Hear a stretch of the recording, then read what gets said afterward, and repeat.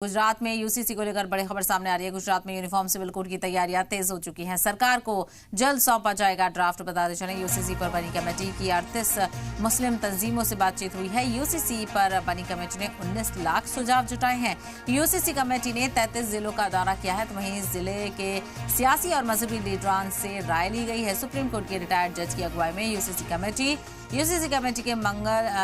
ने मंगल को सीएम भूपेंद्र से भी मुलाकात की थी।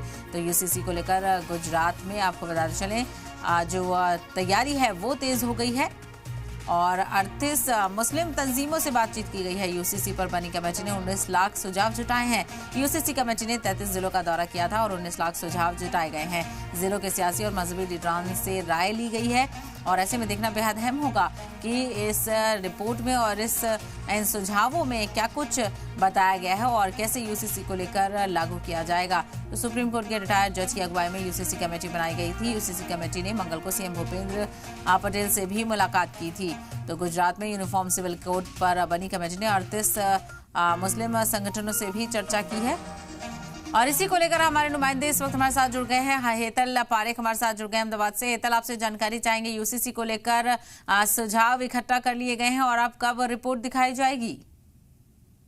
यूनिफॉर्म सिविल कोड लागू करने वाला गुजरात भी अब जल्द ही बन जाएगा, क्योंकि जिस प्रकार को पूर्व जस्टिस रंजना देसाई की अध्यक्षता में ये कमेटी बनाई है, कमेटी ने अभी तक 38 मुस्लिम संगठनों से बात की है और राजकीय पक्षों से भी बात हो चुकी है और उनके पास 19 लाख से ज्यादा सुझाव भी आए हैं। और अभी फिलहाल 2 दिन पहले ही मुख्यमंत्री भूपेंद्र पटेल के साथ उन्होंने मुलाकात की थी। उसमें ये कहा गया है कि 1 महीने के अंदर ये अपना रिपोर्ट, जो कमेटी है वो कमेटी रिपोर्ट सौंप देगी, यानी कि 1 महीने के बाद गुजरात सरकार इसमें जो फाइंडिंग है उस पे आधार पर गुजरात में यूनिफॉर्म सिविल कोड लागू करने का विचार और आखिरी निर्णय भी लेगी। जी बिल्कुल, यानी इसके लिए 1 महीने का इंतजार और करना होगा और ऐसे में देखना बेहद अहम होगा। और 19 लाख सुझावों की बुनियाद पर ये देखना अहम होगा कि रिपोर्ट में क्या निकल कर आता है और यूसीसी फिर लागू किया जाएगा। हेतल,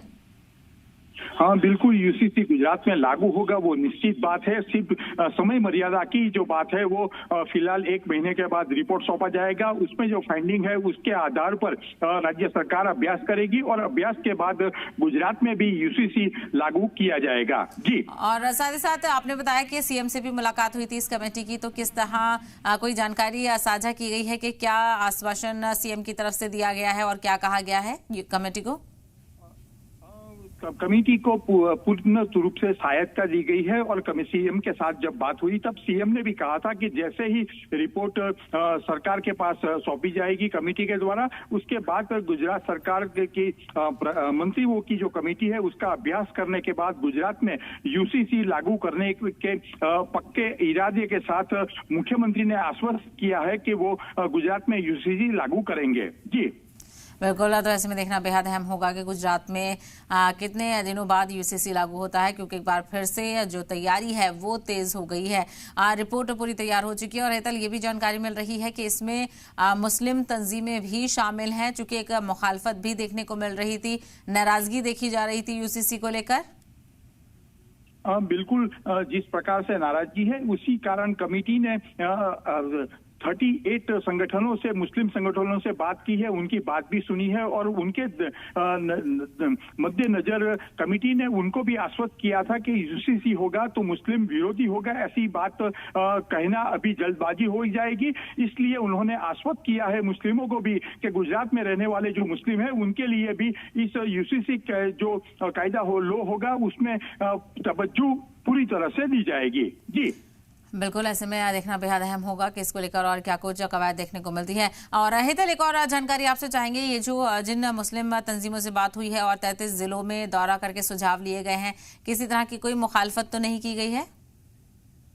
नहीं, फिलहाल ऐसी कोई बात नहीं है और सभी जब मुस्लिम संगठनों भी मिले, मुस्लिम संगठनों ने उनकी जो आशंका थी वो जताई थी, लेकिन कमेटी के सभ्यों ने भी ये कहा है कि कोई आशंका रखने की अभी फिलहाल जरूरत नहीं है। बिल्कुल, ऐसे में देखना बेहद अहम होगा कि सरकार इसको लेकर और क्या कुछ कदम आगे उठाती है। बहुत शुक्रिया हेतल, आपका इस हवाले से जानकारी फराहम करने के लिए।